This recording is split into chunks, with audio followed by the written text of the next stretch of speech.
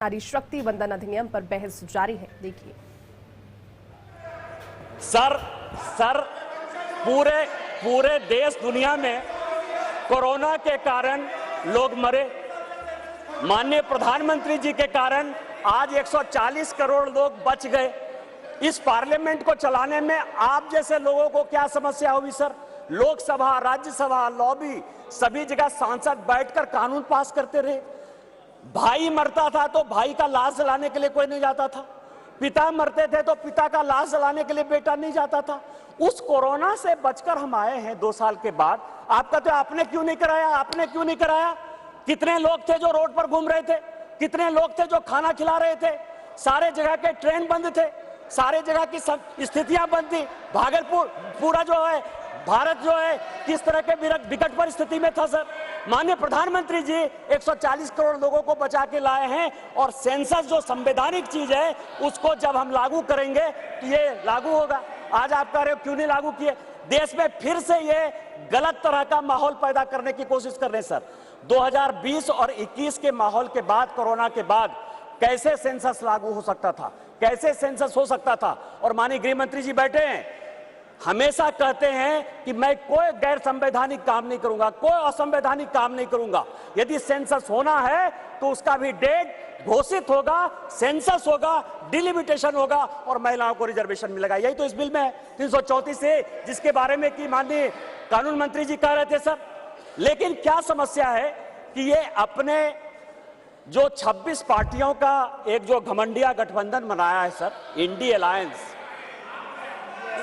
INDI alliance, उसके सारे नेताओं का मैं भाषण पढ़ रहा था। आज सोनिया जी जब बोल रही थी तो मुझे लग रहा था कि वो राजनीति से ऊपर उठकर बोलेंगी, क्योंकि वो अपोजिशन की आवाज थी। मैं उनका सम्मान करता हूं सर।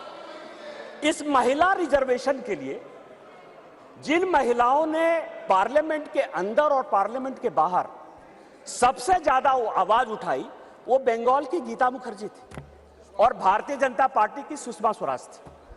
ये दोनों यदि नहीं रहती तो आज ये दिन भी देखने को नहीं मिलता। 33% यदि रिजर्वेशन लोकसभा और विधानसभा में यदि लागू होने वाला है और माननीय प्रधानमंत्री जी लेकर आए हैं इन 2 महिलाओं का, लेकिन सोनिया जी ने अपने पूरे भाषण में न गीता मुखर्जी का जिक्र किया न सुषमा स्वराज का जिक्र किया। यह किस तरह की राजनीति है? अपना क्रेडिट लेना चाहती हैं कि हमारा बिल है। ये बिल आपका नहीं है। आप जो बिल लेकर आए वो गलत बिल है और यदि इसके लिए किसी ने आंदोलन किया तो वो गीता मुखर्जी है, वो सुषमा स्वराज है। आपने ये नहीं बोलकर इस महिला बिल में भी राजनीति करने की कोशिश की और आज का पूरा क्रेडिट जो जीता वो सिकंदर, जो गोल मारता है, यहाँ बंगाल के लोग बैठे हुए हैं, जो गोल मारता है उसी के नाम से गोल मारा जाता है। माननीय प्रधानमंत्री जी गोल मारने को तैयार हैं। ये भारतीय जनता पार्टी का बिल है और ये माननीय प्रधानमंत्री जी का बिल है, आपको ये मानना पड़ेगा। दूसरा सवाल है कि इनके जो अपोजिशन के लोग हैं सर, जो 26 पार्टियों का इंडी गठबंधन बना है, इसमें आप समझिए इनकी भावना कैसे है? महिलाओं के बारे में ये कैसा सोचते हैं? ये सोचते हैं, अब नहीं रहे, इसी सदन के सदस्य थे, राज्यसभा के भी सदस्य थे, इनके पार्टी के बड़े नेता थे अपोजिशन के, वो कहते हैं कि परकटी महिलाएं आ जाएंगी। क्या महिलाओं के लिए इस तरह की बातें होनी चाहिए?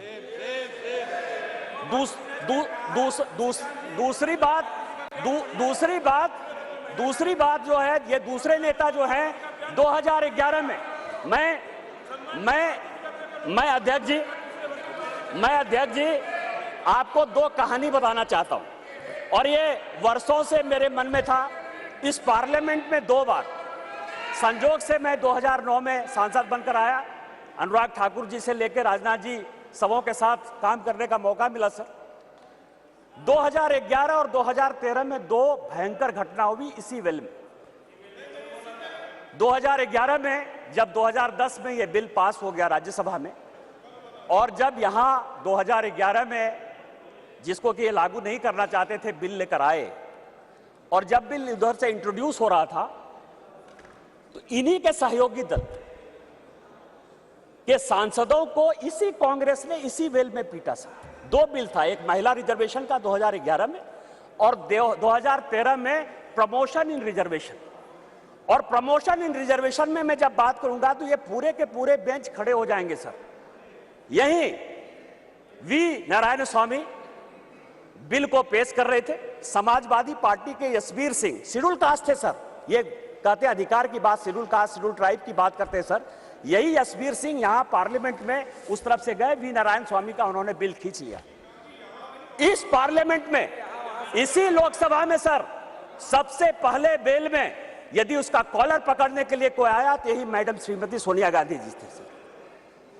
और नीरज शेखर वहां खड़े थे, मुलायम सिंह यादव बाहर थे, और मैं वहां से कूद कर टेबल पर आया और मैंने कहा कि आप यहां की तानाशाह नहीं है, आप यहां की रानी नहीं है, इस बेल में आप मारपीट नहीं कर सकती हैं। और इनके जो इतने लेफ्टिनेंट थे, बिलास मुतेवार से लेकर सबों ने उनको पीटा। ये दोनों घटनाएं जो है, चाहे महिला रिजर्वेशन का हो, चाहे ये प्रमोशन इन रिजर्वेशन का हो, ये पार्लियामेंट है सर, सबको सत्य बोलना चाहिए। और मुलायम सिंह यादव ने कहा यदि बीजेपी नहीं होती तो आज के डेट में हमारे सांसद नहीं बचते। आपने तो सांसदों की हत्या करने की कोशिश की, और उसी दल के साथ, उसी 26 दल के साथ ये आए हैं जिनका की मानसिकता ही नहीं है कि महिला को रिजर्वेशन मिले।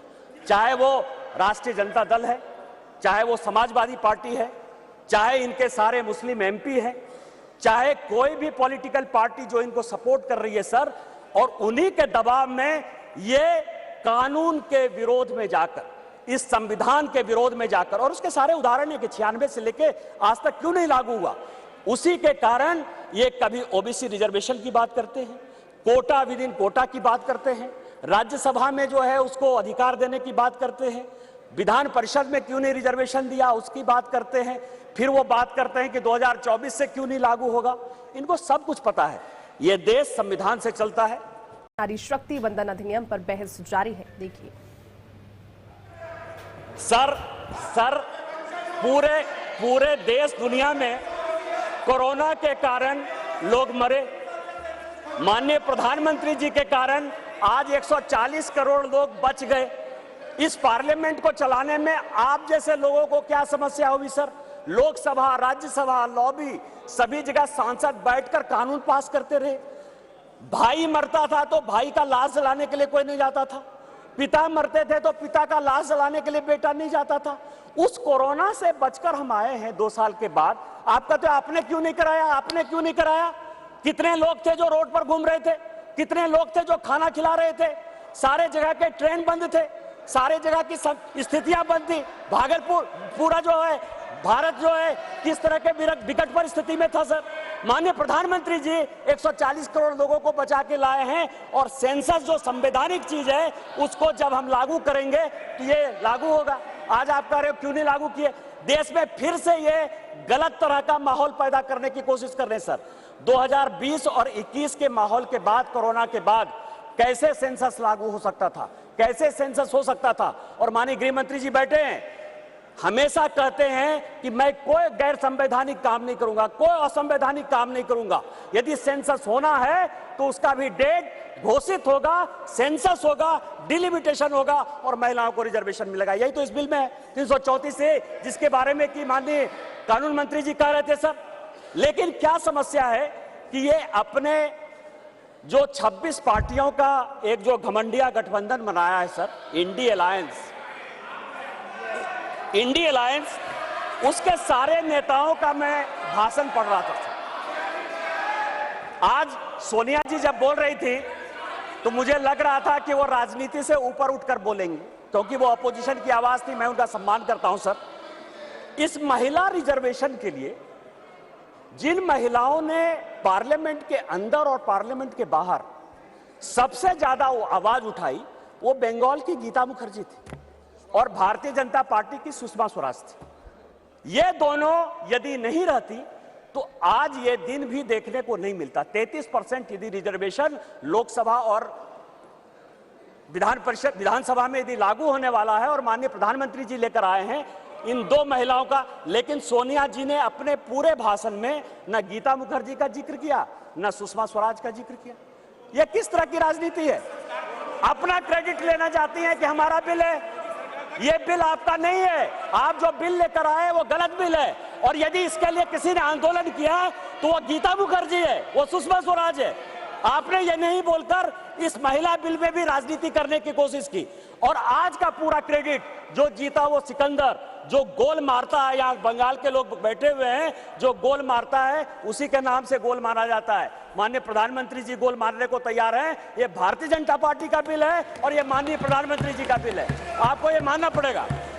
दूसरा सवाल है कि इनके जो अपोजिशन के लोग हैं सर, जो 26 पार्टियों का इंडी गठबंधन बना है, इसमें आप समझिए इनकी भावना कैसे है, महिलाओं के बारे में ये कैसा सोचते हैं।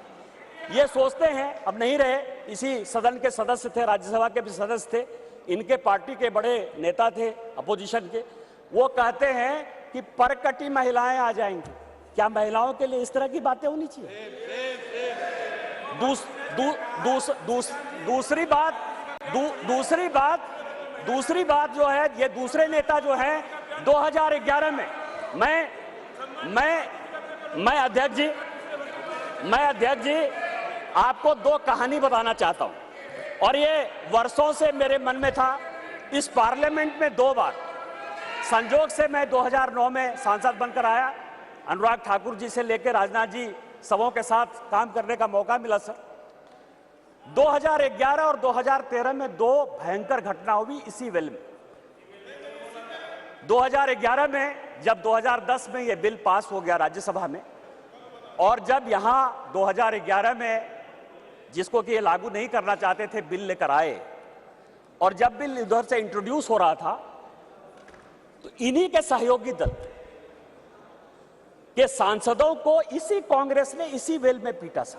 2 बिल था, एक महिला रिजर्वेशन का 2011 में और 2013 में प्रमोशन इन रिजर्वेशन। और प्रमोशन इन रिजर्वेशन में मैं जब बात करूंगा तो ये पूरे के पूरे बेंच खड़े हो जाएंगे सर। यही वी नारायण स्वामी बिल को पेश कर रहे थे, समाजवादी पार्टी के यशवीर सिंह, शेड्यूल कास्ट थे सर, ये कहते अधिकार की बात, शेड्यूल कास्ट शेड्यूल ट्राइब की बात करते हैं सर। यही यशवीर सिंह यहां पार्लियामेंट में उस तरफ से गए, वी नारायण स्वामी का उन्होंने बिल खींच लिया। इस पार्लियामेंट में, इसी लोकसभा में सर, सबसे पहले बिल में यदि उसका कॉलर पकड़ने के लिए कोई आया तो यही मैडम श्रीमती सोनिया गांधी जी थे सर। और नीरज शेखर वहां खड़े थे, मुलायम सिंह यादव बाहर थे, और मैं वहां से कूद कर टेबल पर आया और मैंने कहा कि आप यहां की तानाशाह नहीं है, आप यहां की रानी नहीं है, इस बेल में आप मारपीट नहीं कर सकते हैं। और इनके जो इतने लेफ्टिनेंट थे, बिलास मुतेबार से लेकर सबों ने उनको पीटा। ये दोनों घटनाएं जो है, चाहे महिला रिजर्वेशन का हो, चाहे ये प्रमोशन इन रिजर्वेशन का हो, ये पार्लियामेंट है सर, सबको सत्य बोलना चाहिए। और मुलायम सिंह यादव ने कहा यदि बीजेपी नहीं होती तो आज के डेट में हमारे सांसद नहीं बचते। आपने तो सांसदों की हत्या करने की कोशिश की, और उसी दल के साथ, उसी 26 दल के साथ ये आए हैं जिनका की मानसिकता ही नहीं है कि महिला को रिजर्वेशन मिले। चाहे वो राष्ट्रीय जनता दल है, चाहे वो समाजवादी पार्टी है, चाहे इनके सारे मुस्लिम एमपी हैं, चाहे कोई भी पॉलिटिकल पार्टी जो इनको सपोर्ट कर रही है सर, और उन्हीं के दबाव में ये कानून के विरोध में जाकर, इस संविधान के विरोध में जाकर, और उसके सारे उदाहरण है कि 96 से लेके आज तक क्यों नहीं लागू हुआ, उसी के कारण ये कभी ओबीसी रिजर्वेशन की बात करते हैं, कोटा विद इन कोटा की बात करते हैं, राज्यसभा में जो है उसको अधिकार देने की बात करते हैं, विधान परिषद में क्यों नहीं रिजर्वेशन दिया उसकी बात करते हैं, फिर वो बात करते हैं कि 2024 से क्यों नहीं लागू होगा। इनको सब कुछ पता है, ये देश संविधान से चलता है। हम एक गरीब परिवार के बेटे होकर इस पार्लियामेंट में आए हैं सर। जैसे मैंने बात कही कि मेरे माँ पिताजी आज भी गांव में रहते हैं। यदि बाबा साहब अंबेडकर का यह संविधान नहीं होता, भारतीय जनता पार्टी नहीं होती, उस दिन भी मैंने कहा कि आपने गांव नहीं देखा है, गरीबी नहीं देखा है, महिलाओं की स्थितियां नहीं देखी है।